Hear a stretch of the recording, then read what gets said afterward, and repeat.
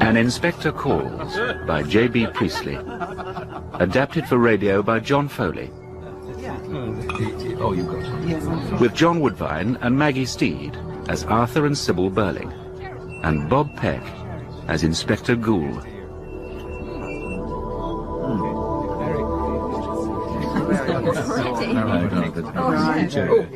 All right, Edna. Give Mr. Croft the port, will you? Yes, sir. Thank you. Oh, you'll like this port, Gerald. It's exactly the same as your father gets. Oh, then it'll be all right. The governor prides himself on being a good judge of port. Oh, I'm sure he is. Now then, Sybil, you'll take a glass tonight. Special occasion. Yes, go on, Mummy. You must drink our health. Very well, just a little. Allow me. Thank you, Gerald. All right, Edna, I'll ring from the drawing room when we want coffee. Yes, ma'am.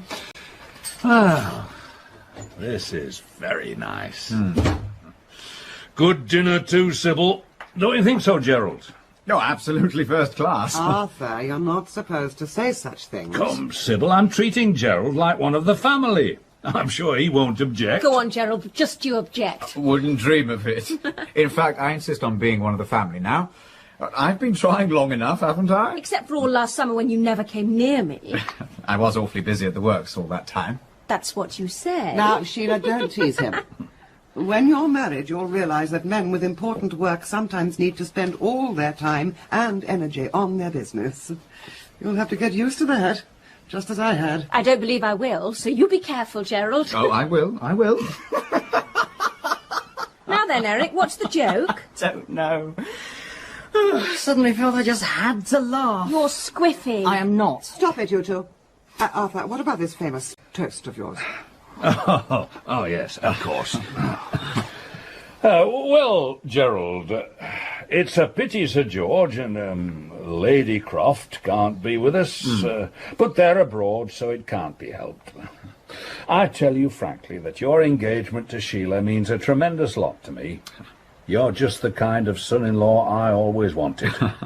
Your father and I have been friendly rivals in business for some time, and now you've brought us together. Perhaps we may look forward to the time when Crofts Limited and Birling and Company are no longer competing, but working together for lower costs and higher prices. Yeah. Now, Arthur, I don't think you ought to talk business on an occasion like this. Neither do I. All wrong. I only mentioned it in passing. What I did want to say was that Sheila's a lucky girl. And I think you're a pretty fortunate young man too, Gerald. I know I am. So here's wishing the pair of you the very best that life can bring. Gerald and Sheila. Yes, Gerald, Sheila, darling. Our congratulations. Oh, thank you. Eric? Yes, all the best. She's got a temper sometimes, but she's not bad, really. Good old Sheila. Chump. Well, I can't drink to this, can I? When do I drink? You can drink to me. All right, then. I drink to you, Gerald. Thank you.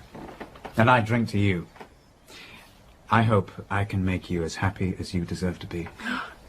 And I'll start with this. What is it? As if you didn't know. Open it. Oh, Gerald, it's wonderful. Look, Mummy, it's the ring I told you about. Isn't it a beauty? Oh, darling. Mwah. Steady, you two. Now I really feel engaged. So you ought, darling. It's a lovely ring. Be careful with it. Careful. I'll never let it out of my sight. And now, Arthur, I think Sheila and I had better go into the drawing room and leave you men. No, before you go, I just want to say this. I'm delighted about this engagement. I hope it won't be too long before you're married. It's a very good time for it. And soon, it'll be an even better time. There's a lot of silly pessimistic talk about possible labour trouble in the near future, and I speak as a hard-headed businessman who has to take risks and know what he's about. I say you can ignore all this wild talk. We've passed the worst of it. We employers are coming together at last to see that our interests and the interests of capital are properly protected. We're in for a time of steadily increasing prosperity. I believe you're right, sir. Now, you three young people, remember what I'm telling you now. In 20 or 30 years' time, you may be giving a little party like this. Your son or daughter might be getting engaged. And I tell you, by then, you'll be living in a world that'll have forgotten all these capital versus labour agitations. There'll be peace and prosperity and rapid progress everywhere. Now, I know, my dear, I know I'm talking too much. But you youngsters remember what I said. We hard-headed, practical businessmen must say something sometime. And we don't guess. We've had experience, and we know. Arthur. Oh, all right, Sybil. Thank you, dear. Don't keep Gerald in here too long. Eric, I want you a minute. Yes, Mother.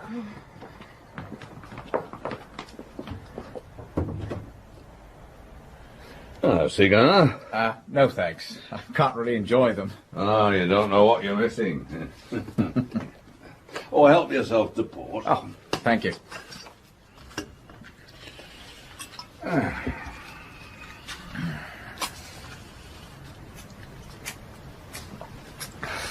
Oh, by the way, now we're alone, there's something I'd like to mention, in strict confidence. I have an idea your mother feels you might have done better for yourself socially. I say. Oh, no, that's all right. Now, Lady Croft comes from an old county family, landed people and so forth. It's only natural. But what I wanted to say is this. There's a fair chance that I might find my way into the next honours list. Oh, just a knighthood, of course. Oh, I say congratulations. I've had a hint or two. You see, I was Lord Mayor 2 years ago when royalty visited, and I've always been regarded as a useful party man. So I gather there's a very good chance of a knighthood. So long as we behave ourselves, eh? Don't get into the police court or start a scandal. Well, if that's the only obstacle, sir, I think you might as well accept my congratulations now. I couldn't do that, and don't say anything yet. Not even to my mother.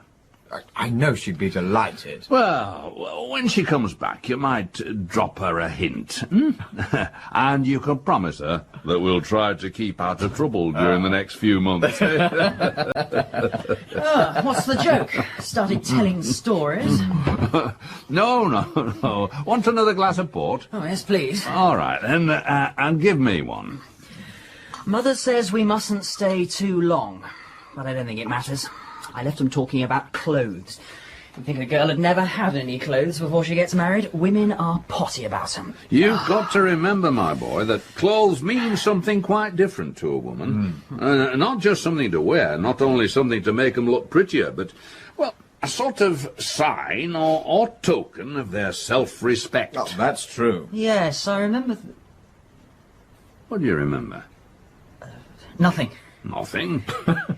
Sounds a bit fishy to me. No. You don't know what some of these boys get up to nowadays, Gerald.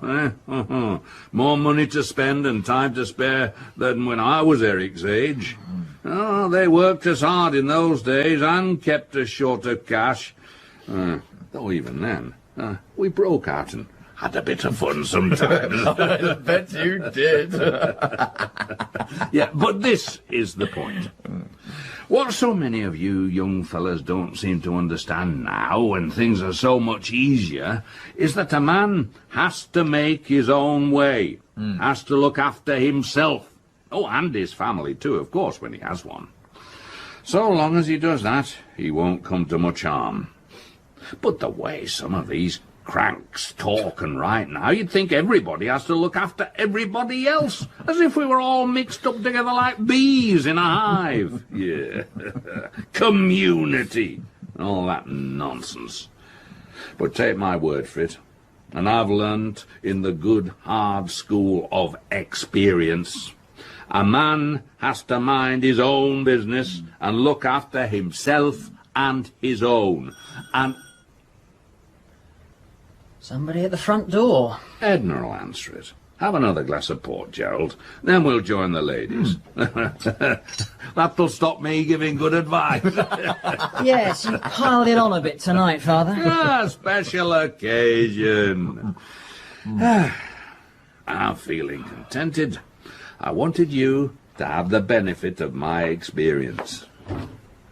Please, sir, an inspector's called to see you. An inspector?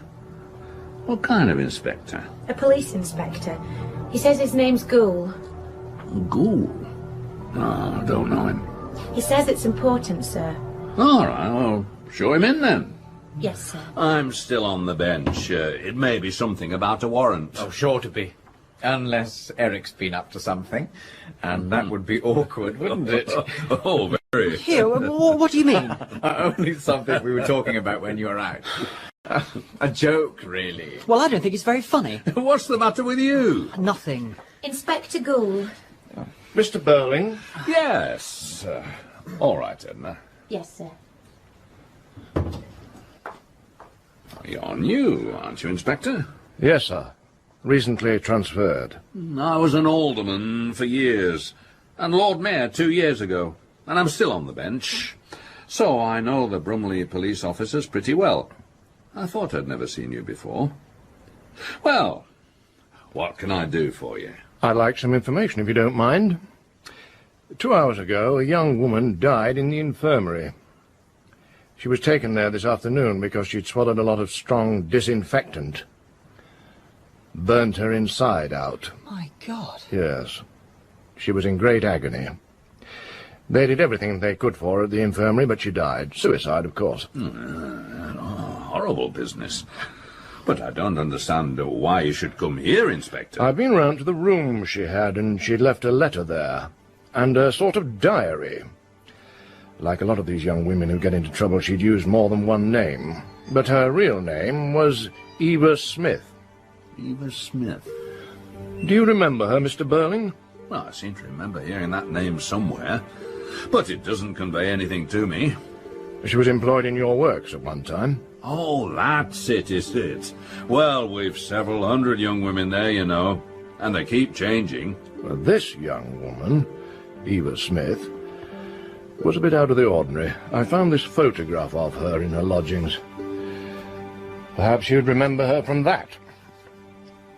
May I see that photograph too? Not just at the moment, sir. Any particular reason why not? There might be. And the same applies to me, I suppose. Yes. Well, I can't imagine what it could be. Neither can I. It's the way I like to work. One person and one line of inquiry at a time. Otherwise, there's a muddle.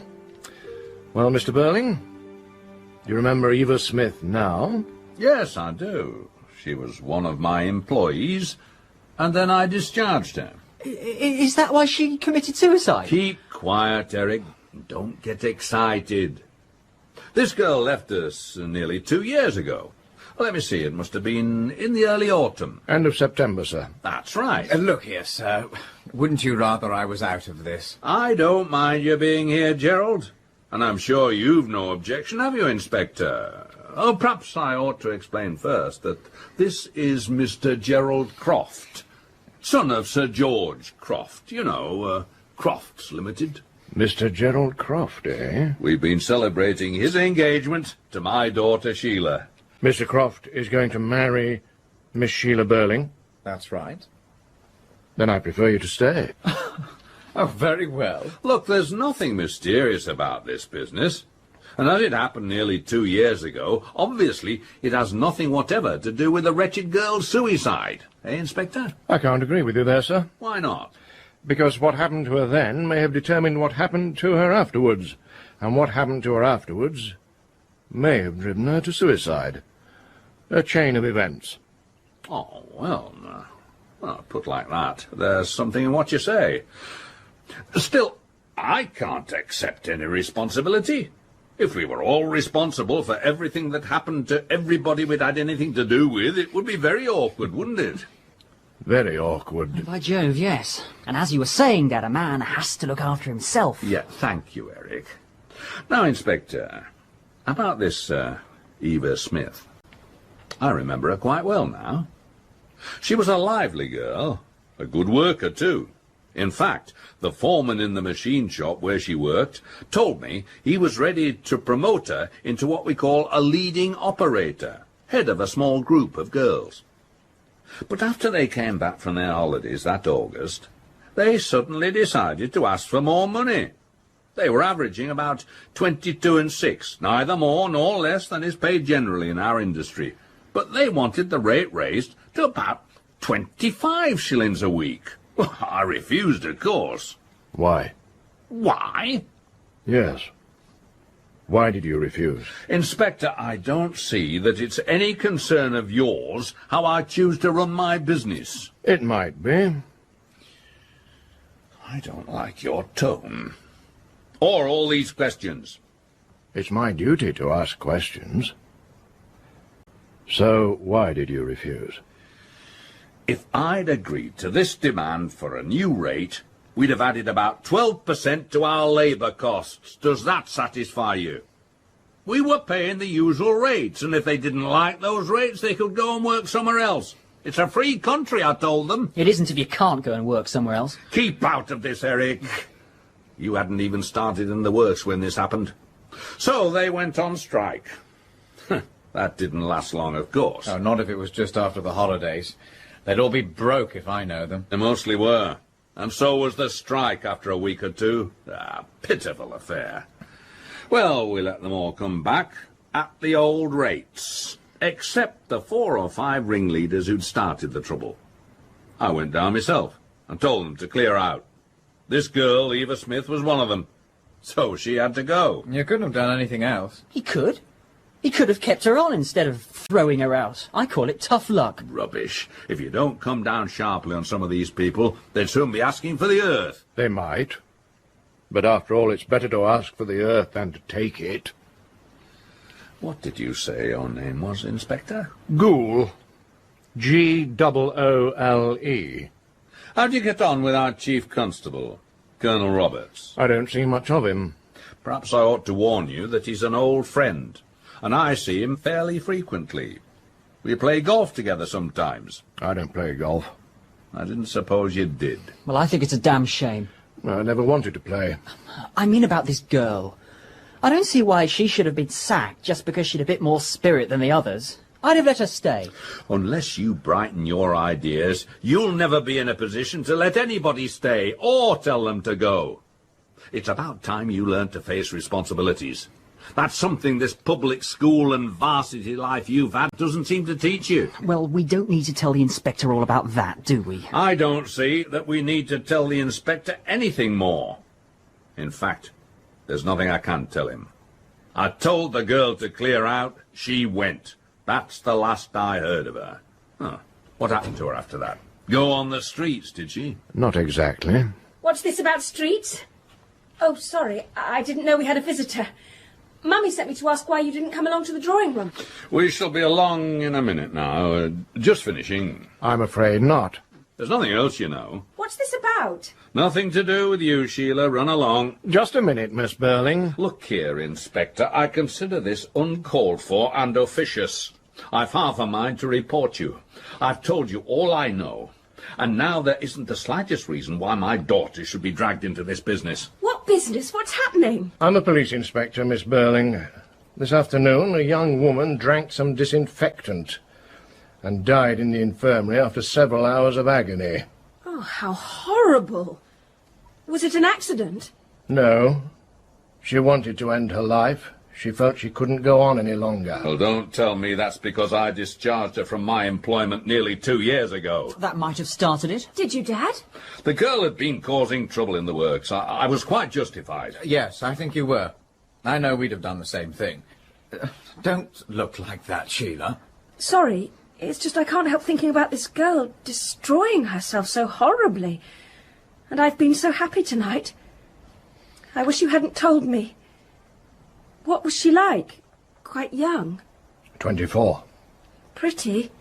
She wasn't pretty when I saw her today. Oh. That's enough of that. I don't really see that this inquiry gets you anywhere, Inspector. It's what happened to her since she left Mr. Birling's works that is important. And we can't help you there because we don't know. Are you all sure you don't know? Are you suggesting now that one of them knows something about this girl? Yes. You didn't come here just to see me, then? No. Well, of course, if I'd known that earlier, I wouldn't have called you officious and talked about reporting you. You understand that, don't you, Inspector? I thought that you were making the most of this tiny bit of information I could give you. You sure of your facts?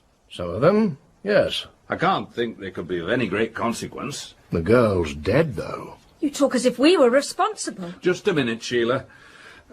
Inspector, you and I had better go and talk this over quietly in a corner. Why should you? He's finished with you. He says it's one of us now. Well, I've never known an Eva Smith. Neither have I. Was that her name? Eva Smith? Yes. Never heard it before. So, where are you now, Inspector? Where I was before, Mr. Croft. I told you I should use more than one name. She was still Eva Smith when Mr. Birling sacked her for wanting 25 shillings a week instead of 22 and 6. But after that, she stopped being Eva Smith. Perhaps she'd had enough of it. Can't blame her. Do you know what happened to this girl after she left my works? Yes. She was out of work for the next 2 months. Both her parents were dead, so that she'd no home to go back to, and she hadn't been able to save much, so after 2 months, with no work, no money coming in, and living in lodgings, with no relatives to help her, few friends, lonely, half-starved, she was feeling desperate. It's a rotten shame. Well, there are a lot of young women living that sort of existence in every city and big town in this country, Miss Birling. If there weren't, the factories and warehouses wouldn't know where to look for cheap labour. Ask your father. But these girls aren't cheap labour. They're people. I've had that notion myself from time to time. In fact, I thought it would do us all a bit of good if sometimes we tried to put ourselves in the place of these young women, counting their pennies in their dingy little back bedrooms. I expect it would. But what happened to her then? Well, she had what seemed to her a wonderful stroke of luck. She was taken on in a shop. Millward's. Millward's? It's a very good shop. We go there. In fact, I was there this afternoon. There was a good deal of influenza about at the time, and Millward suddenly found themselves short-handed. She liked working there. It was a nice change from a factory. And she felt she was making a good fresh start. But after a couple of months, just when she felt she was settling down nicely, they told her she'd have to go. Not doing her work properly. There was nothing wrong with her work. A customer complained about her, and so she had to go. When was this? At the end of January last year. What did this girl look like? Well, I have a photograph of her. If you'd care to take a look at it there. What's the matter with her? She recognised her, didn't she? Yes. Why the devil do you want to go upsetting the child like that? I didn't do it. She's upsetting herself. Why? I don't know. Yet. That's something I have to find out. Well, if you don't mind, I'll find out first. Shall I go to her? No, leave this to me. I must also have a word with my wife, tell her what's happening. We were having a nice little family celebration tonight, and a nasty mess you've made of it. That's more or less what I was thinking earlier tonight, sir. When I was in the infirmary looking at what was left of Eva Smith. A nice little promising life there, I thought. And a nasty mess somebody's made of it. Oh, well. I'd like to have a look at that photograph now, Inspector. Now, you heard what I said, Mr. Croft. One line of inquiry at a time. Otherwise we'll all be talking at once, and we won't know where we are. If you've anything to tell me, you'll have an opportunity of doing it soon. Look here, I've had enough of this. I dare say. I'm sorry, but we were having a little party. I've had a few drinks, and I've got a headache. And as I'm only in the way here, I think I'd better turn in. Oh, if you turn in, you might have to turn out again soon. Getting a bit heavy-handed, aren't you, Inspector? Possibly. But if you're easy with me, I'm easy with you. After all, we're respectable citizens. and not criminals. Sometimes there isn't as much difference as you think. Often, if it was left to me, I wouldn't know where to draw the line. Fortunately, it isn't left to you, is it? No, but some things are. Enquiries of this sort, for instance. Well, Miss Birling? You knew it was me all the time, didn't you? I had an idea it might be. From something the girl herself wrote. I've told my father. He didn't seem to think it amounted to much. But I felt rotten about it at the time, and now I feel a lot worse. Did it make much difference to her? Well, it was the last real steady job she had. When she lost it, for no reason that she could discover, she decided she might as well try another kind of life. So I'm really responsible. Oh, a good deal happened to her after that. But you're partly to blame, just as your father is. But what did Sheila do? I went to the manager of Millwoods, and I told him that if he didn't get rid of that girl, I'd persuade Mother to close our account with them. And what had this girl done to you? When I was looking at myself in the mirror, I saw her smiling at the assistant. I was furious with her. I'd been in a bad temper anyhow. And was it the girl's fault? Not really. All right, Gerald, you needn't look at me like that. At least I'm trying to tell the truth. I expect you've done things you're ashamed of, too. I never said I hadn't. Never mind. You can settle that between you afterwards. What happened, Miss Birling? Well, I'd gone in to try something on. It was an idea of my own. Mother had been against it, and so had the assistant, but I insisted. As soon as I tried it on, I knew they'd been right. It just didn't suit me at all. I looked silly. Well, this girl had brought the dress up from the workroom, and when the assistant, Miss Francis, had asked her something about it, this girl, to show us what she meant, held the dress up as if she was wearing it. And it just suited her. She was the right type for it, just as I was the wrong type. She was a very pretty girl, too.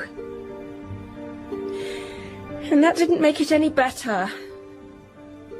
Well, when I tried the thing on and looked at myself and knew that it was all wrong, I caught sight of this girl smiling at Miss Francis as if to say, "Doesn't she look awful?" And I was absolutely furious. I went to the manager and told him that this girl had been very impertinent. How could I know what would happen afterwards? If she'd been some miserable, plain little creature, I don't suppose I'd have done it. But she was very pretty and looked as if she could take care of herself. I couldn't feel sorry for her. In fact, you might be said to have been jealous of her. I suppose so, yes. So you used the power you had, as the daughter of a good customer, and also of a man well known in the town, to punish the girl. It didn't seem to be anything very terrible at the time. Don't you understand? And if I could help now, It's too late. She's dead. It's a bit thick, when you come to think of it. Oh, shut up, Eric. It's the only time I've ever done anything like that, and I'll never, never do it again. I've noticed them giving me a sort of look sometimes at Millwoods. I noticed it even this afternoon. I suppose some of them remember. Why had this to happen? That's what I asked myself tonight, when I was looking at that dead girl. And then I said to myself, try to understand why it had to happen. And that's why I'm here, and why I'm not going till I know all that happened. Eva Smith lost her job with Birling and Company because the strike failed, and they were determined not to have another one. At last she found another job in a big shop, and had to leave there because you were annoyed with yourself, and passed the annoyance on to her. Now she had to try something else. Well, first, she changed her name to Daisy Renton. Daisy Renton? That's right, sir. Do you mind if I get myself a drink, Sheila? No. Where is your father, Miss Birling? He went to tell my mother what was happening. Eric, take the inspector to the drawing room. Yeah. Thank you. Well, Gerald? Well, what? How did you come to know this girl, Eva Smith? I didn't. Daisy Renton, then. It's the same thing. Why should I have known her? You gave yourself away as soon as he mentioned her other name.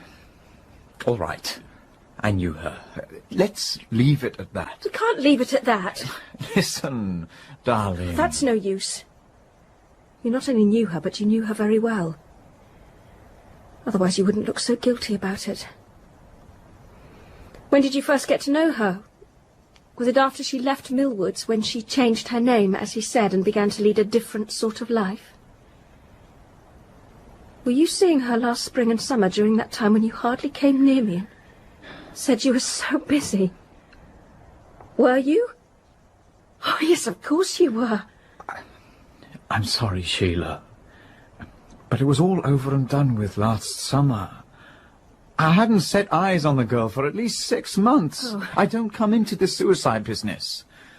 So for God's sake, don't say anything to the inspector. You fool, he knows. And I hate to think how much he knows that we don't know yet. You'll see. Well... Mr. Croft? What did I tell you? Inspector, I think Miss Birling ought to be excused any more of this questioning. She's had an exciting day. We were celebrating our engagement, you know. Now she's obviously had about as much as she can stand. He means I'm getting hysterical. Well, I've no more questions to ask. But you haven't finished asking questions, have you? No. Then I'm staying. Why? It's bound to be unpleasant and disturbing. And you think young women ought to be protected against unpleasant and disturbing things? If possible, yes. Well, we know one young woman who wasn't, don't we? I suppose I asked for that. Be careful you don't ask for any more, Gerald. I only meant to say why stay when you'll hate it. It can't be any worse for me than it has been. And it might be better. I see. What? You've been put through it, and now you want to see somebody else put through it. So that's what you think I'm like? I'm glad I realised it in time. No, I didn't mean... Yes, you did.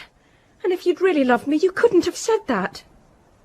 You listened to that story about me. I got that girl sacked from Millwoods, and now you've made up your mind I must obviously be a selfish, vindictive creature. I neither said that nor even suggested it. Then why say I want to see somebody else put through it? That's not what I meant at all. All right, then. I'm sorry. Yes, but you don't believe me. And this is just the wrong time not to believe me. I can tell you why Miss Birling wants to stay. A girl died tonight. A pretty, lively sort of girl who never did any harm. But she died in misery and agony, hating life. I know, and I can't stop thinking about it. Miss Birling has been made to understand what she did to this girl. She feels responsible. If she leaves now, and doesn't hear any more, then she'll feel she's entirely to blame. She'll be alone with her responsibility. The rest of tonight, all tomorrow, all the next night... Yes, that's it. And I know I'm to blame, and I'm desperately sorry. But I can't believe, I won't believe it's simply my fault that in the end she committed suicide. That would be too horrible. You see, we have to share something. If there's nothing else, we have to share our guilt. Good evening, Inspector. Good evening, madam. I'm Mrs. Birling. My husband has just explained why you're here, and while we'll be glad to tell you anything you want to know, I don't think we can help you much. No, Mother. Whatever's the matter, Sheila? You're beginning all wrong. And I'm afraid you'll say something or do something that you'll be sorry for afterwards. I don't know what you're talking about. We all started like that.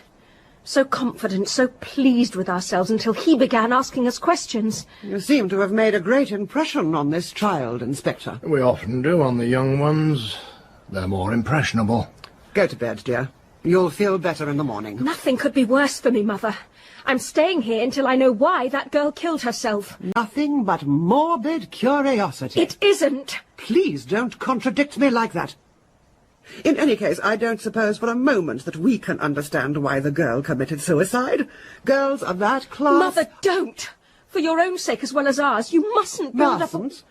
Really, Sheila? You mustn't build up a kind of wall between us and that girl. If you do, the inspector will just break it down. And it'll be all the worse when he does. She's right. I beg your pardon. I said she's right. I consider that a trifle impertinent, Inspector. Oh, Now, what is it, Sheila? I don't know. Perhaps it's just because impertinent is such a silly word. In any case... Mother, do stop before it's too late. If you mean that the inspector will take offence... No, I never take offence. I'm glad to hear it. Though it seems to me that we have more reason for taking offence. I realise, Inspector, that you have to conduct some sort of inquiry, but I must say that so far you seem to be conducting it in a rather peculiar and offensive manner. You know, of course, that my husband was Lord Mayor only 2 years ago, and that he's still a magistrate. Mrs. Birling, the inspector knows all that, and I don't think it's a very good idea to remind him. It's crazy. Stop it, please, Mother. Yes. Now, what about Mr. Birling? He's coming back in a moment. He's just talking to my son, Eric, who seems to be in an excitable, silly mood. Really? I'm afraid he may have had rather too much to drink tonight. We were having a little celebration here. Isn't he used to drinking? He's only a boy. No, he's a young man. And some young men drink far too much. And Eric's one of them. Sheila! I don't want to get poor Eric into trouble, but this isn't the time to pretend that he's not used to drink. He's been drinking too much for the last 2 years. It isn't true. Gerald, say it isn't true. Well, Mr. Croft? Actually, I've never seen much of him outside this house. But, well, I have gathered that he does drink pretty hard. And this is the time you choose to tell me? Yes, of course it is. That's what I meant when I talked about building up a wall that's sure to be knocked flat. It makes it all the harder to bear. But it's you and not the inspector who's doing it. But don't you see? He hasn't started on you yet. If necessary, I shall be glad to answer any questions the inspector wishes to ask me. Though naturally I don't know anything about this girl. We'll see, Mrs. Birling. I've been trying to persuade Eric to go to bed, but he says you told him to stay up. That's right, Mr. Birling. Why? Because I shall want to talk to him. I can't see why. But if you must, then I suggest you do it now. Have him in and get it over, then let the lad go. I'm sorry, but I can't do that yet. Now look here, Inspector. He must wait his turn. Inspector, I've told you before, I don't like your tone, nor the way you're handling this inquiry. And I don't propose to give you much more rope. You needn't give me any rope. No, he's giving us rope so that we'll hang ourselves. Sybil, what is the matter with that child? Overexcited. Well, come along, Inspector. What is it you want to know? At the end of January last year, Eva Smith had to leave Millwards because Miss Birling compelled them to discharge her. And then she stopped being Eva Smith and looking for a job and became Daisy Renton with other ideas. Mr. Croft, when did you get to know her?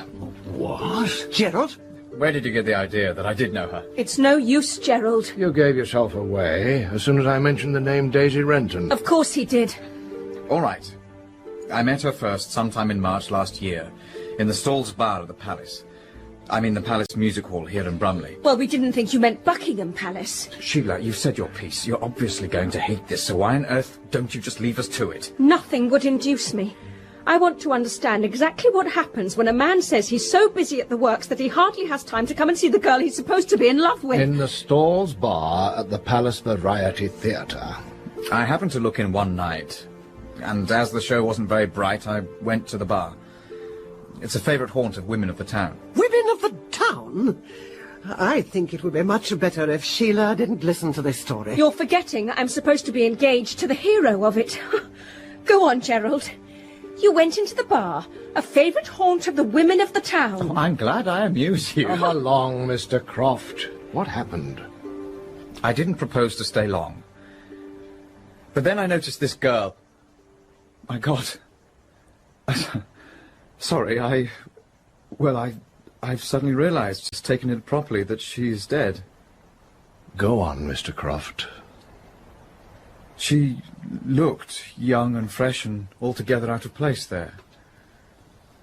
And obviously she wasn't enjoying herself. Old Joe Meggerty, half drunk and goggled-eyed, had wedged her into a corner with that obscene fat carcass. There's no need to be disgusting. And surely you don't mean Alderman Meggerty? Of course I do. He's a notorious womanizer, as well as being one of the worst sots in Brumley. Well, really? Alderman Meggerty.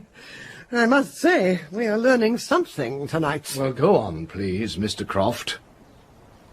The girl saw me looking at her and gave me a glance. That was nothing less than a cry for help. So I went across and told Meggerty that the manager had a message for him or something like that. Got him out of the way. And then told the girl she'd better let me take her out of there. Where did you go? To the county hotel, which I knew would be quiet at that time of night. All she wanted was to talk. A little friendliness. She talked about herself? Yes. She told me her name was Daisy Renton, that she'd lost both parents, that she came originally from somewhere outside Brumley. She also told me that she'd had a job in one of the works here and had had to leave after a strike. She said something about a shop too, but wouldn't say which it was. And she was deliberately vague about what happened. I couldn't get any exact details about her past life, but what she did let slip, though she didn't mean to, was that she was desperately hard up, and at that moment was actually hungry. I made the people at the county find her some food. And then you decided to keep her as your mistress? What? Of course, Mother. It was obvious from the start. I discovered she was going to be turned out of the miserable back room she had. A friend of mine had gone off to Canada for 6 months and given me the key to a set of rooms and asked me to keep an eye on them and use them if I wanted. So I insisted on Daisy moving into those rooms, and I made her take some money to keep her going there. I want you to understand, Inspector, that I didn't install her there so that I could make love to her. I made her go because I was sorry for her, and I didn't like the idea of her going back to the Palace Bar. I didn't ask for anything in return. I see. Yes, but why are you saying that to him? You ought to be saying it to me. I suppose I ought, really. I'm sorry, Sheila. Somehow I know. Somehow he makes you. But she became your mistress? I suppose it was inevitable. She was young and pretty and warm-hearted and intensely grateful. I became the most important person in her life. Were you in love with her? Oh, I really must protest. Why should you protest? It was you who turned the girl out in the first place. I only did what any employer might have done. And what I was going to say was that I protest against the way in which my daughter, a young, unmarried girl, is being dragged And into it was this whole... I who had the girl turned out of her job at Millwoods. And I'm supposed to be engaged to Gerald. I'm not a child, Father. I've a right to know. Well, Gerald, were you in love with her? It's hard to say. I didn't feel about her as she felt about me. Of course not. You were the wonderful fairy prince. You must have adored it. All right, I did for a time. Nearly any man would have done. That's probably about the best thing you've said tonight. At least it's honest. Did you go and see her every night? No, I wasn't telling you a complete lie when I said I've been busy at the works. We were very busy. But of course I did see a good deal of her. I don't think we want any further details of this disgusting affair. I do. It wasn't disgusting. It's disgusting to me. Yes, but after all, you didn't come into this, did you, Mother? Inspector, is there anything else you want to know? That you ought to know? Yes. When did this affair end? I can tell you exactly. In the first week of September. I had to go away for several weeks on business. By that time, Daisy knew it was coming to an end. So I broke it off definitely before I went. How did she take it? Better than I'd hoped. She was very gallant about it. That was nice for you. No, it wasn't. She told me she'd been happier than ever before.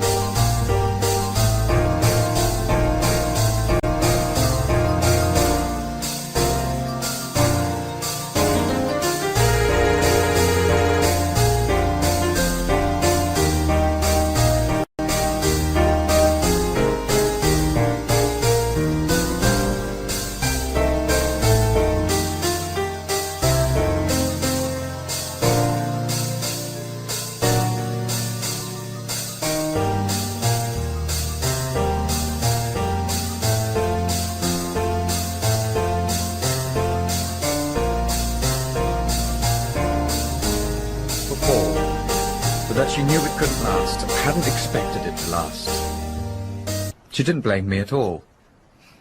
I wish to God she had now. Perhaps I'd feel better about it. She had to move out of those rooms. Yes. She'd saved a little money during the summer. Didn't want to take any more from me. But I insisted on a parting gift of enough money to see her through to the end of the year. Did she tell you what she proposed to do? No. She refused to talk about that. I got the idea that she thought of leaving Brumley. Did she? Yes. She went away to be alone, to be quiet, to remember all that had happened between you. How do you know that? She kept a rough sort of diary. She felt there'd never be anything as good again for her. And she said she had to go away and remember. Just to make it last longer. I see. Well, I never saw her again. And that's all I can tell you. It's all I want to know from you. In that case, well, I'd like to be alone for a little while. I'd be glad if you let me go. Go where? Home? No, I'll just go out, walk about for a while, if you don't mind. I'll come back. All right, Mr. Croft. Just in case you don't come back, Gerald, I think you'd better take your ring with you. I see. Well, I was expecting this. I don't dislike you as I did half an hour ago, Gerald. In fact, in some odd way, I rather respect you more than I've ever done before. I knew anyhow you were lying about those months last year when you hardly came near me. And now at least you've been honest. And I believe what you told us about the way you helped her at first just out of pity. And it was my fault, really, that she was so desperate when you first met her. But this has made a difference. You and I aren't the same people who sat down to dinner here. We'd have to start all over again, getting to know each other. Now, Sheila, I'm not defending him, but you must understand that a lot of young men... Don't interfere, please, Father. Gerald knows what I mean. Yes, I know what you mean. But I'm coming back, if I may. All right. Thank you.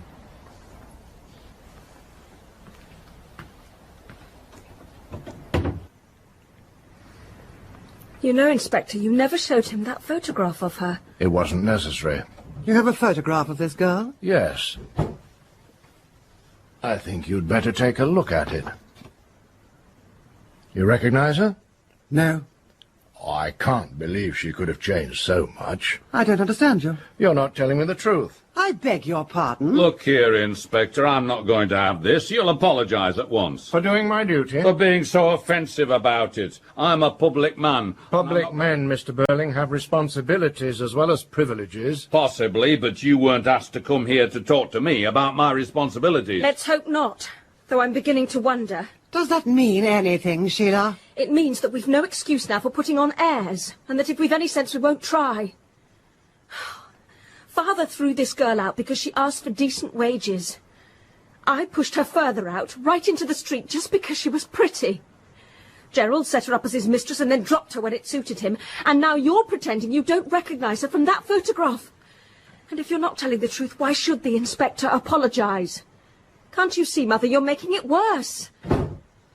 Oh, it was the door again. Gerald must have come back. Unless your son has just gone out. I'll see. Mrs. Birling, you're a prominent member of the Brumley Women's Charity Organisation. Go on, Mother. You might as well admit it. Yes, she is. Why? It's an organisation to which women in distress can appeal for help. Isn't that so? We've done a great deal of useful work in helping deserving cases. You were in the chair of the interviewing committee 2 weeks ago, were you not? And if I was, what business is it of yours? Mrs. Birling. It must have been Eric we heard go out. Eric? Where can he have gone to? Can't imagine. But he was in one of his excitable, queer moods, and even though we don't need him here... We do need him here, and if he's not back soon, I shall have to go and find him. Why? I'll explain that when you've answered my questions. Is there any reason why my wife should answer questions from you, Inspector? Yes, a very good reason. You'll remember that Mr. Croft told us that he hadn't spoken to or seen Eva Smith since last September. But Mrs. Birling spoke to and saw her only 2 weeks ago. Mother! Is this true? Yes, quite true. She appealed to your organisation for help? Yes. Not as Eva Smith. No, nor as Daisy Renton. As what, then? First, she called herself Mrs. Birling. Mrs. Birling? It was gross impertinence. Naturally, that was one of the things that prejudiced me against her case. I should think so. Damned impudence. You admit to being prejudiced against her case. Yes. And was it owing to your influence as the most prominent member of the committee that help was refused the girl? Yes. I didn't like her manner. She'd impertinently made use of our name, though she pretended afterwards it just happened to be the first she thought of. She had to admit, after I began questioning her, that the story she told at first about a husband who deserted her was quite false. Why did she want help? You know very well why. No, I don't. I know why she needed help. But as I wasn't there, I don't know what she asked from your committee. I don't think we need to discuss it. Mrs. Birling. If you think you can bring any pressure to bear upon me, Inspector, you're quite mistaken. Unlike the other three, I did nothing I'm ashamed of or that won't bear investigation. The girl made a claim for assistance. I wasn't satisfied with it. She seemed to me to be not a good case, and so I used my influence to have it refused. And in spite of what's happened to the girl since, I consider I did my duty. So, if I prefer not to discuss it any further, you have no power to make me change my mind. Yes, I have. No, you haven't. Simply because I've done nothing wrong, and you know it. I think you did something terribly wrong. And that you're going to spend the rest of your life regretting it. I wish you'd been with me tonight in the infirmary. You'd have seen... No, please. I've imagined it enough already. Then the next time you imagine it, just remember that this girl was going to have a child. Oh, really? Oh, horrible. How could she have wanted to kill herself? Because she'd been turned out and turned down too many times. Mother, you must have known. It was because she was going to have a child that she went for assistance to your mother's committee. Look here. This wasn't Gerald Croft. Oh. No. Nothing to do with him. Thank goodness for that. Though I don't know why I should care now. And you've nothing further to tell me, Mrs. Birling. I'll tell you what I told her. Go and look for the father of the child. It's his responsibility. That doesn't make it any the less yours. She came to you for help, at a time when no woman could have needed it more. She was alone, friendless, almost penniless, desperate. She needed not only money, but advice, sympathy, friendliness. And you slammed the door in her face. Mother, that was cruel and vile. I must say, Sybil, that when this comes out at the inquest, it isn't going to do us much good. Oh, stop it, both of you. And before you start accusing me of anything, please remember that it wasn't I who had her turned out of her employment, which probably began it all. In the circumstances, I think I was justified. The girl had begun by telling us a pack of lies. Afterwards, when I got at the truth, I discovered that she knew who the father was. So I told her it was her business to make him responsible. If he refused to marry her, and in my opinion he ought to be compelled to, then he must at least support her. And what did she reply to that? Oh, she was giving herself ridiculous airs, claiming elaborate fine feelings and scruples that were simply absurd in a girl in her position. What did she say? She said that the father was only a youngster, silly and wild and drinking too much. There couldn't be any question of marrying him. It would be wrong for them both. He had given her money, but she didn't want to take any more money from him. Why didn't she want to take any more money from him? Oh, some fancy reason. As if a girl of that sort would ever refuse money. I warn you, you're making it worse for yourself. What reason did she give for not taking any more money? Her story was that he'd said something one night when he was drunk that gave her the idea that it wasn't his money. Where had he got it from, then? He'd stolen it. So she'd come to you for assistance because she didn't want to take stolen money. That's the story she finally told, after I'd refused to believe her original story, that she was a married woman who'd been deserted by her husband. I didn't see any reason to believe that one story should be any truer than the other. Therefore, you're quite wrong to suppose I shall regret what I did. But if her story was true, if this boy had been giving her stolen money, then she came to you for help, because she wanted to keep this youngster out of any more trouble. Possibly. But it sounded ridiculous. So I was perfectly justified in advising my committee not to allow her claim for assistance. You're not even sorry now, when you know what happened. I'm sorry, she should have come to grocery show, Oreos and ice cream, Cheetos stacked with care. In the supermarket, tale flavors in the air. Oh yeah, the checkout symphony, a melody so sweet. Our carded canvas with each product it meets, bagging up our treasures like victories hard won. In this supermarket escapade, the fun has just begun. Cruising through the aisles of supermarket delight. Super shopping could be this bright. So snacks ahead, the journey's but I accept no blame for it. like we're chasing the sun. First, the girl herself. For letting Father and me have her chucked out of her jobs. Secondly, I blame the young man who was the father of the child she was going to have. If, as she said, he didn't belong to her class and was some drunken young idler, then that's all the more reason why he shouldn't escape. He should be made an example of. If the girl's death is due to anybody, then it's due to him. And if her story is true, that he was stealing money... Then he'd be entirely responsible, because the girl wouldn't have come to us and have been refused assistance if it hadn't been for him. So he's the chief culprit, anyhow. Certainly. And he ought to be dealt with very severely. Mother, stop. Be quiet, Sheila. But don't you see, You're behaving like a hysterical child tonight, Sheila. Oh. Inspector, if you take some steps to find this young man and make sure that he's compelled to confess in public his responsibility, instead of staying here asking unnecessary questions, then you really would be doing your duty. Don't worry, Mrs. Birling. I shall do my duty. I'm glad to hear it. No hushing up, eh? Make an example of the young man, eh? Public confession of responsibility. Certainly.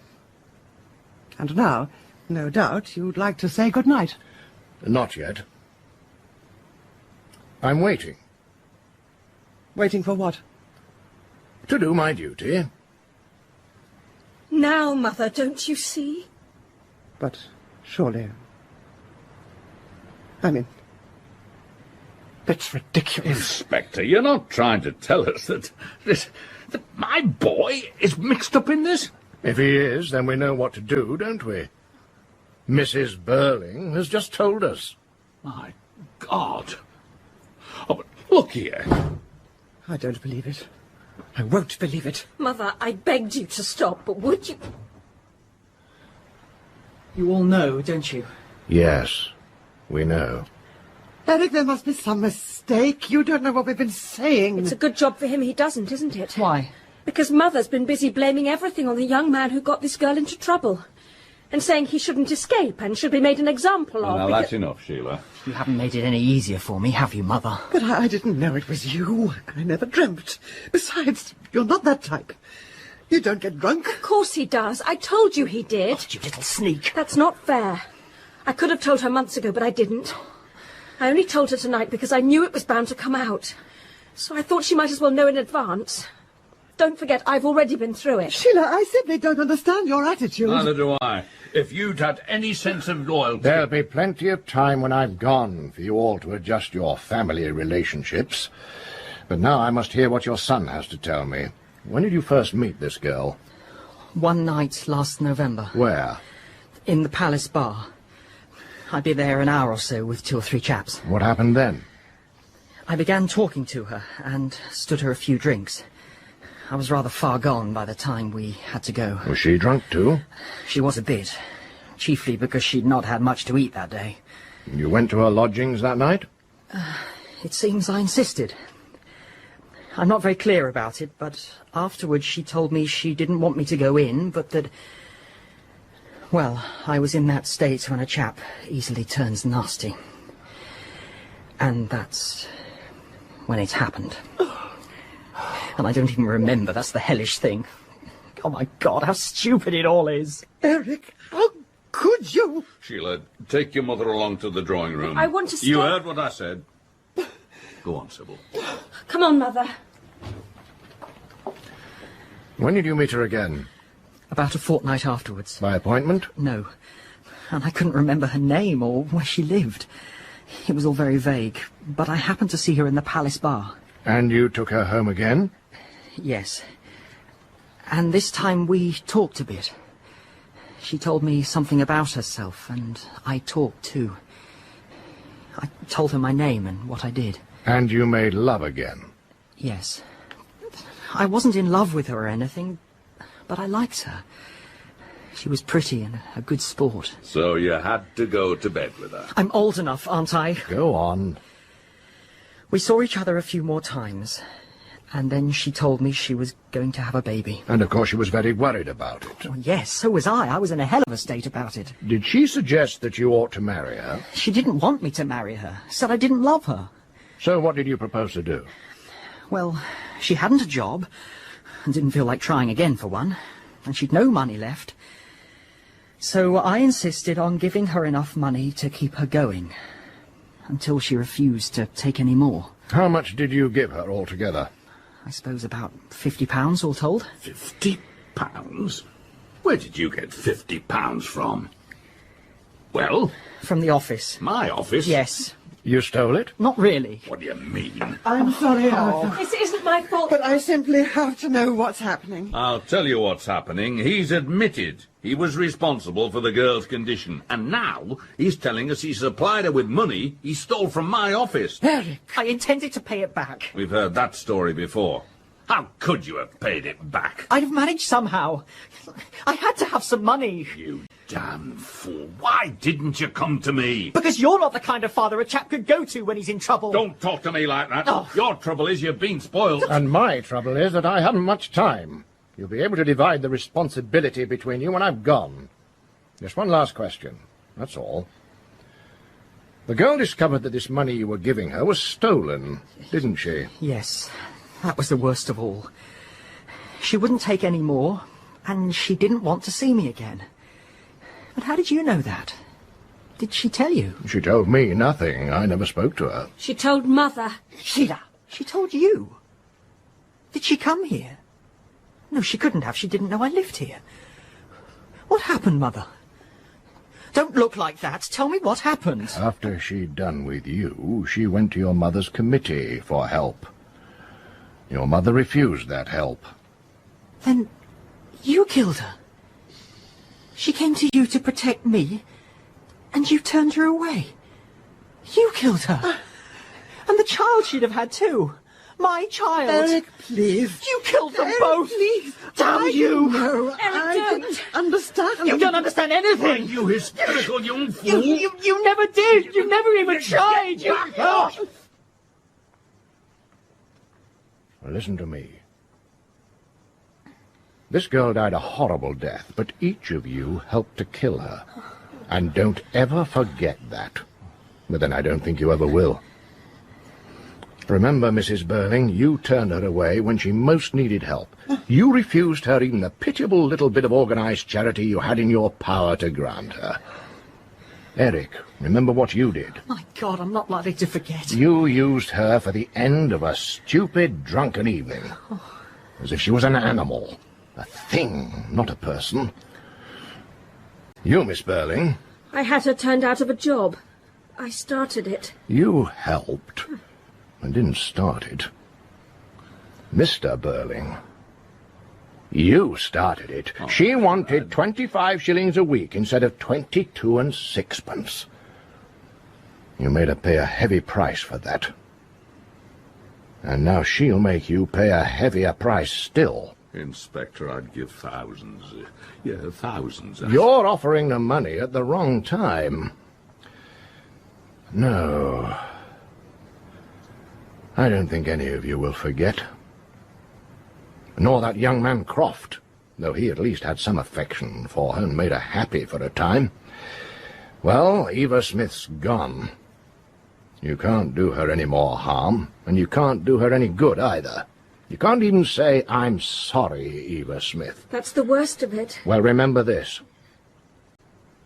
One Eva Smith has gone, but there are millions and millions of Eva Smiths and John Smiths still left with us, with their lives, their hopes and fears, their suffering and chance of happiness, all intertwined with our lives, with what we think and say and do.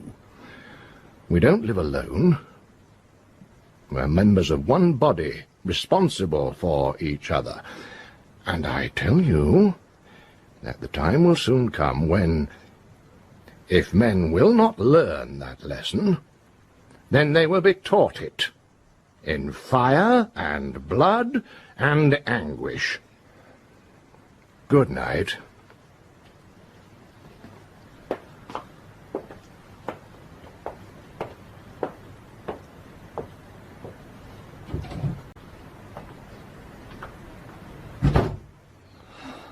You're the one I blame for this, Eric. I'll bet I am. You don't realise yet all you've done. There'll be a public scandal. I don't care now. You don't seem to care about anything. But I care. I was almost certain for a knighthood in the next honours list. For God's sake! What does it matter now whether they give you a knighthood or not? It doesn't matter to you. Apparently nothing matters to you. But it may interest you to know that until every penny of that money you stole is repaid, you'll work for nothing.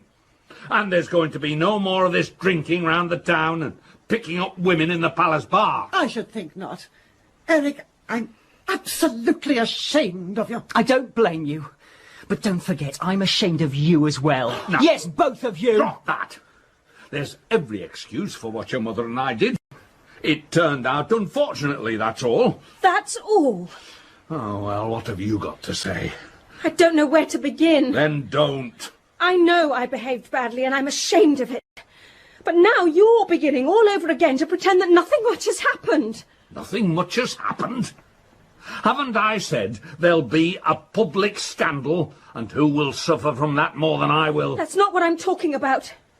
You don't seem to have learnt anything. You're wrong there. I've learnt plenty tonight. Oh, when I think of what I was feeling when the five of us sat down to dinner tonight. Yes. And you remember what you said to Gerald and me after dinner, when you were feeling so pleased with yourself? You told us that a man has to make his own way, look after himself and mind his own business, and that we weren't to take any notice of these cranks who tell us that everybody has to look after everybody else. Do you remember?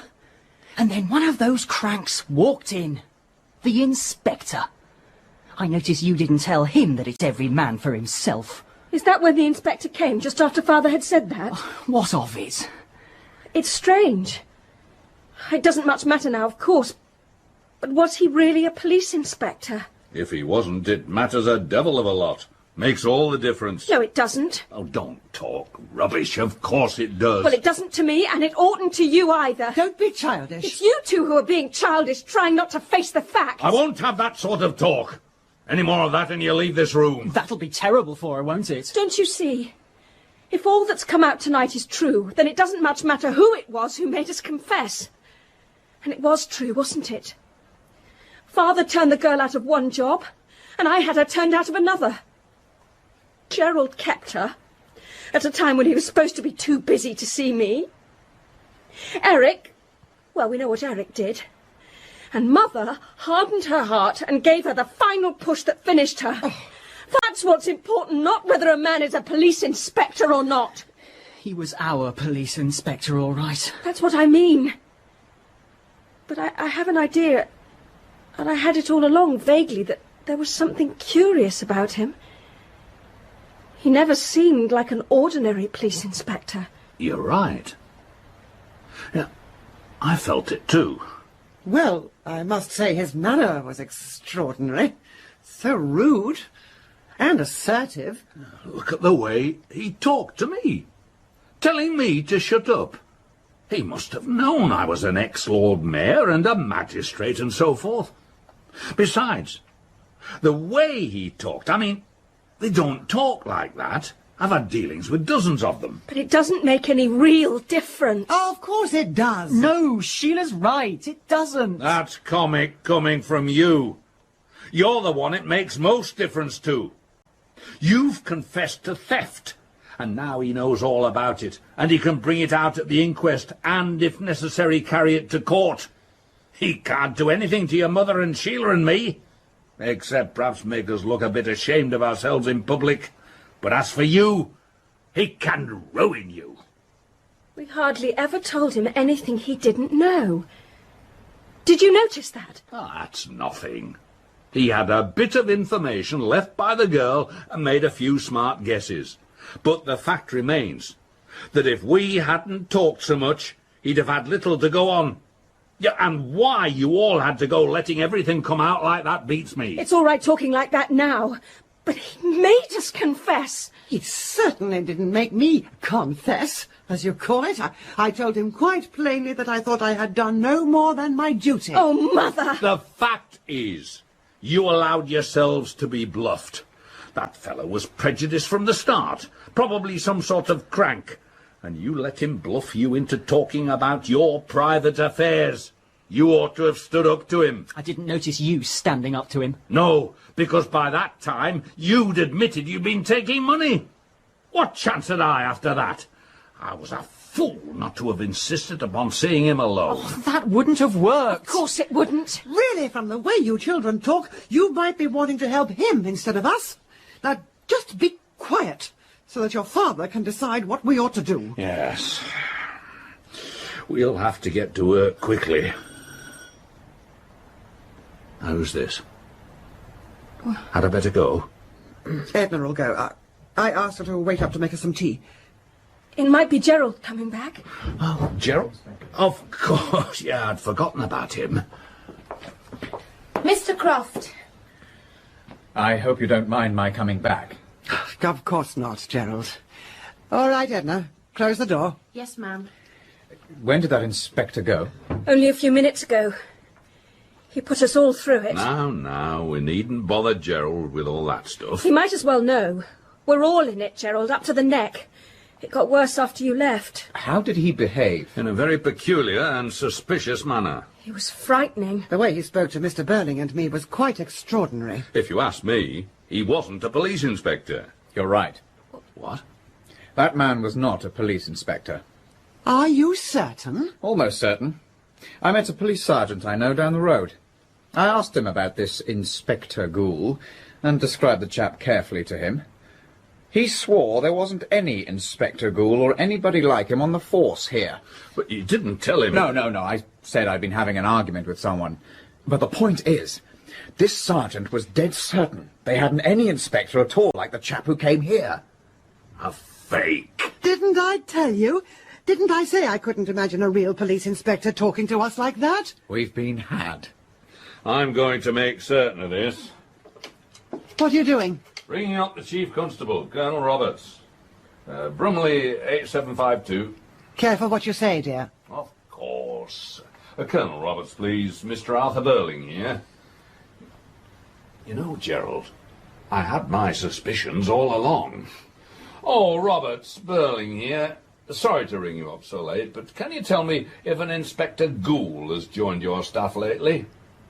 Goole. Goole. A new man. About 5 feet 10 inches, dark hair, clean shaven.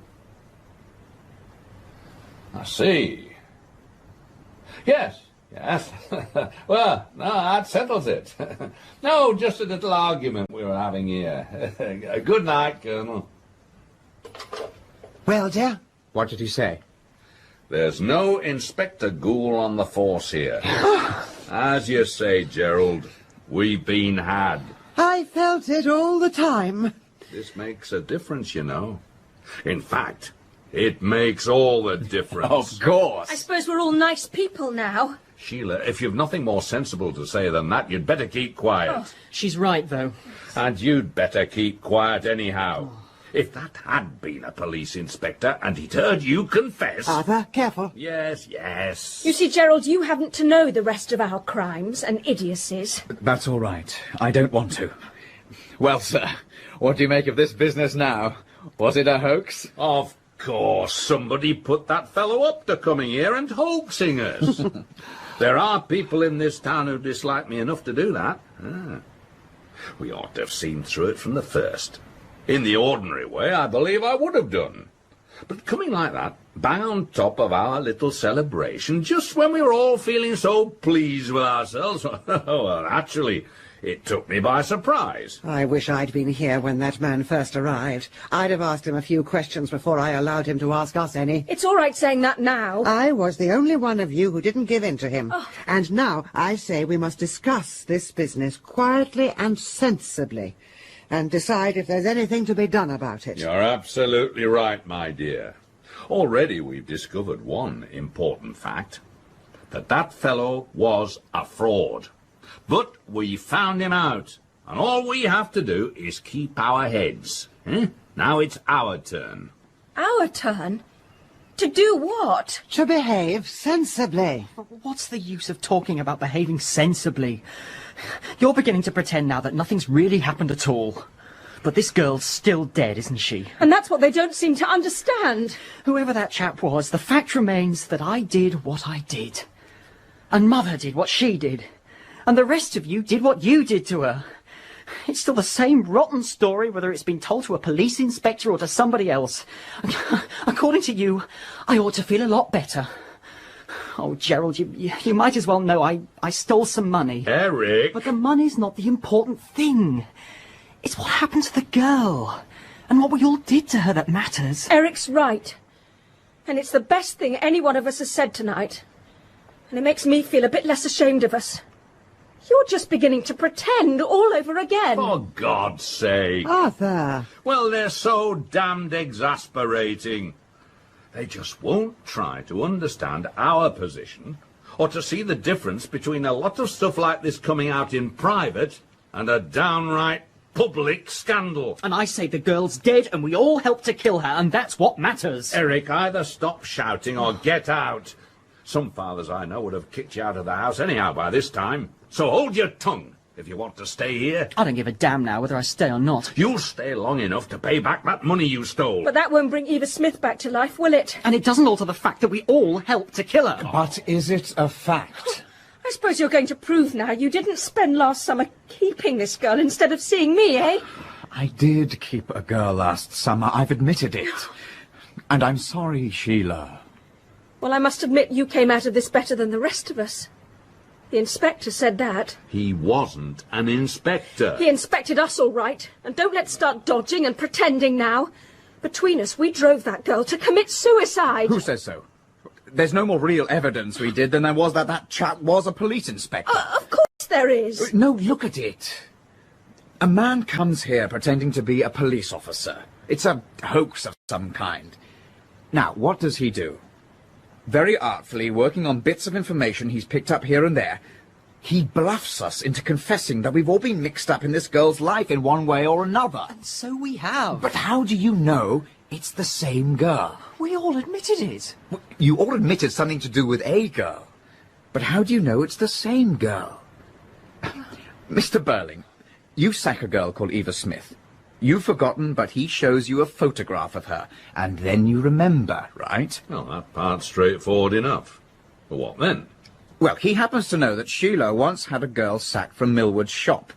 He tells us that it's this same Eva Smith, and he shows her a photograph that she recognizes. Yes. But how do you know it's the same photograph? Did you see the one your father looked at? No. And did your father see the one he showed you? No. I see what you mean. We've no proof it was the same photograph, and therefore no proof it was the same girl. Now, take me. I never saw a photograph. He caught me out by suddenly announcing that this girl changed her name to Daisy Renton. I gave myself away at once because I'd known a Daisy Renton. And there wasn't the slightest proof that this Daisy Renton was really Eva Smith. We've only his word for it. And we'd only his word for it that he was a police inspector. And we now know he was lying. So he could have been lying all the time. Exactly. Now, what happened after I left? I was upset because Eric had left the house, and this man said that if Eric didn't come back, he'd have to go and find him. Well, that made me feel worse still. And his manner was so severe, and he seemed so confident. Then quite suddenly he said I'd seen Eva Smith only 2 weeks ago. Those were his exact words. And like a fool I said I had. I don't see now why you did that. She didn't call herself Eva Smith when she came to see you at the committee, did she? Of course she didn't. But when he suddenly turned on me with those questions, I answered more or less as he wanted me to. But, Mother, he showed you a photograph of the girl before that, and you obviously recognised it. Did anybody else see it? No. He showed it only to me. Then there's still no proof it was the same girl. He might have showed you the photograph of any girl who applied to the committee. And how do we know that she was Eva Smith or Daisy Renton? Gerald's right. He could have used a different photograph each time, and we'd be none the wiser.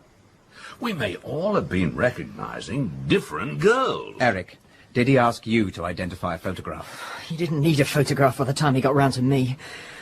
But obviously it must have been the girl I knew who went to see Mother. Why must it? She said she had to have help because she wouldn't take any more stolen money. And the girl I knew had told me that already. But even then, that may have been all nonsense. I don't see much nonsense about it when a girl goes and kills herself. You lot may be letting yourselves out nicely, but I can't. Nor can Mother. We did her in all right. Now, wait a minute. Don't be in such a hurry to put yourself into court. That interview with your mother could have been just as much a put-up job. Like all this police inspector business, the whole damn thing can have been a piece of bluff. How can it? The girl's dead, isn't she? What girl? There were probably 4 or 5 different girls. Oh, that doesn't matter to me. The one I knew is dead. Is she? How do we know she is? That's right. How do we know any girl killed herself today? Now, answer that one. Now, let's look at it from this fellow's point of view. We're having a little celebration here and feeling rather pleased with ourselves. Now, he has to work a trick on us. Well, the first thing he does is to give us such a shock that after that he can bluff us all the time. And he starts right off. A girl in the infirmary has just died in agony. All right, don't pile it on. You see, just repeating it shakes you a bit. And that's what he had to do. Shake us at once, and then start questioning us until we didn't know where we were. Oh, he had the laugh of us all right. He could laugh his head off if I knew it really was all a hoax. I'm convinced it is. No police inquiry, no one girl that all this happens to, no scandal. And no suicide? We can settle that at once. How? By ringing up the infirmary. Oh. Either there's a dead girl there, or there isn't. Hello? The infirmary, please. It will look a bit odd, won't it? Ringing up at this time of night. Is that the infirmary? Yeah, this is Mr. Gerald Croft of Crofts Limited. Yes. We're rather worried about one of our employees. Have you had a girl brought in this afternoon who committed suicide by drinking disinfectant? Or any other suicide? Yes, I'll wait.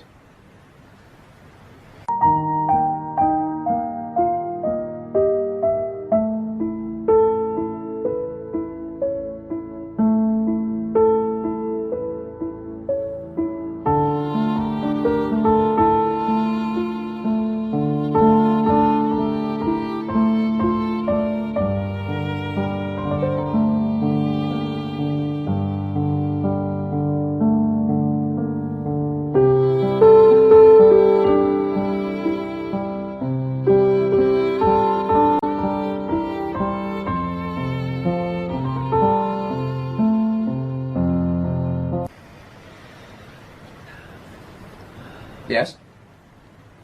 You're certain of that? I see. Well, thank you very much. Good night. Well, No girl has died in there today, and they haven't had a suicide for months. There you are. The whole story's just a lot of moonshine. Gerald, have a drink. Thanks. I think I could do with one now. Yeah, so could I. I must say, Gerald, you've argued this very cleverly. Well, you see, while I was out of the house, I'd had time to cool off and think things out a little. Yes, he didn't keep you on the run as he did the rest of us. I'll admit now, he gave me a bit of a scare at the time. But I'd had a very special reason for not wanting any public scandal just now. Here you go, Gerald. Thank you, sir.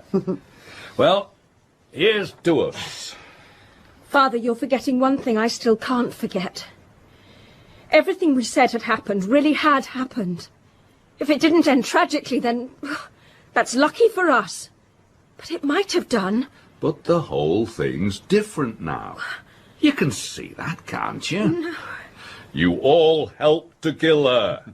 Oh, I wish you could have seen the look on your faces when he said that. Oh, come on, Sheila. You'll have a good laugh over it yet. Look, you'd better ask Gerald for that ring again. Then you'll feel better. You're pretending everything's just as it was before. I'm not. We've been had, that's all. So nothing really happened? So there's nothing to be sorry for? Nothing to learn? We can all go on behaving just as we did. Well, why shouldn't we? I'll tell you, whoever that inspector was, it was anything but a joke. You knew it then, you began to learn something. And now you've stopped. You're ready to go on in the same old way. And you're not, eh? No, because I remember what he said. How he looked. And what he made me feel. Fire, blood and anguish. And it frightens me the way you talk. I can't listen to any more of it. I agree with Sheila. It frightens me too. I'll go to bed then. They're overtired, dear. In the morning they'll be as amused as we are. Sheila, everything's all right now. So, what about this ring? No. Gerald, not yet. It's too soon. I must think. Oh, now look at the pair of them. The famous younger generation who know it all. They can't even take a joke.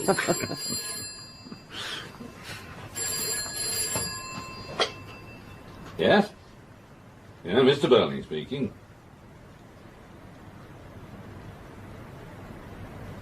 What? Hello? Hello?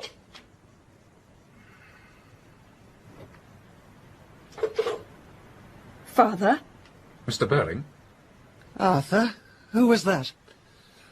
The police. A girl has just died on her way to the infirmary after swallowing some disinfectant. And the police inspector is on his way here to ask some questions.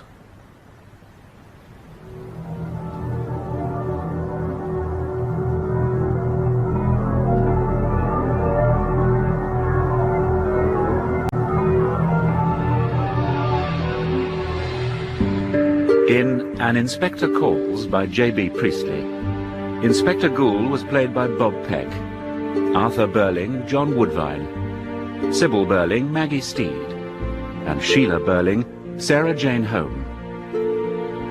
Eric Birling was David Antrobus, Gerald Croft, Joe Stone Fewings, and Edna, Alison Pettit.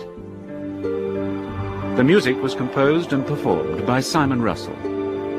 Technical presentation was by Martha Littlehales, and the production assistant was Joanne Hopper. An Inspector Calls was adapted for radio by John Foley and was directed for the BBC World Service by Rosalind Ward.